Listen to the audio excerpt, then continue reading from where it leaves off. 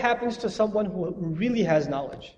In this society, in Western society, the more knowledge you have, the more status you have, the more recognition you have. Even within the Muslim subculture, within the American community, if you're a sheikh or you've got a degree from somewhere, etc., you have a certain title. You have a certain honor and respect among people, right? So your level kind of rises. And even if you're somebody who doesn't know much like myself, but people think you know a lot of stuff, right? And then somebody comes and questions what you're saying, or somebody corrects you, you feel like, who's he to correct me? I'm up here, he's down there. So what does knowledge do? Necessarily, if knowledge is not attached with taqwa, knowledge becomes a means of arrogance. Knowledge becomes a means of arrogance. But knowledge attached with taqwa, you know what it does? It humbles you even more. So Allah subhanahu wa ta'ala describes the people of knowledge. And the reason I'm mentioning this before I go to the Sahaba is, all of you are MSA students, in whatever capacity you're trying to seek knowledge of Islam. And check yourself, and I'll check myself. Before we knew whatever we know now, we don't know a lot, right? But whatever little we know, before we knew that, we didn't used to argue.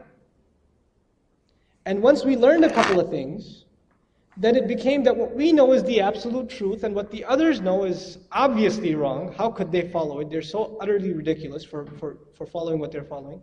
So what happened was, knowledge became a means of disagreement.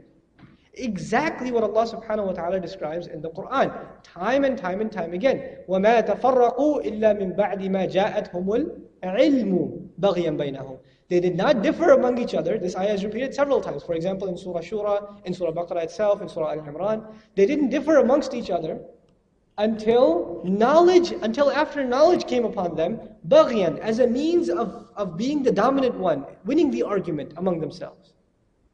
This became their state. So knowledge became a means of arrogance. But the people of real knowledge, Allah subhanahu wa ta'ala describes almost at the end of Surah Bani Israel, Surah Al-Isra, where He says, إِنَّ الَّذِينَ أُوتُوا الْعِلْمِ إِذَا يُتْلَى عَلَيْهِمْ يَخِرُّونَ لِلْأَذْقَانِ سُجَّدًا. The people of true knowledge, the ones who have been given real knowledge, when the ayat of Allah are recited upon them, then they fall on their faces in sajda. Meaning it humbles them. Their initial reaction, and the next ayah describes that they're falling in sajda and they're in tears. Knowledge is not something that brings you to tear unless you're a person of true knowledge. Which means what? You have a lot of stuff in here, you memorized a lot of ayat, you know a lot of tafsir, you know a lot of sahabis' names and all that stuff, right? But your heart is full of the knowledge of the deen, which is a whole different matter. This has very little to do with knowledge as we understand it, academic stuff. This is a whole other field, it's a whole other ballgame. So now when the knowledge was here, it led them to cry. Knowledge here, you can read a chapter or two from any tafsir, it's not going to make you cry.